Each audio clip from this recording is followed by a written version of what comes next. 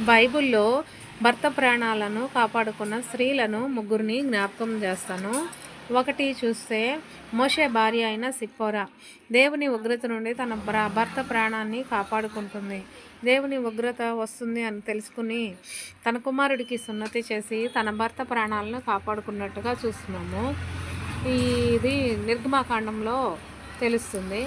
రెండవది చూసుకుంటే దావీదు భార్య అయిన మీకాలు తన భర్తని కాపాడుకుంటుంది. ఏ విధంగా అంటే తన తండ్రి అయిన సౌలు దావీదుని చంపాలి అని దూతల్ని పంపారు అని తెలుసుకున్నప్పుడు తన భర్తని కాపాడుకుంటుంది మీకాలు.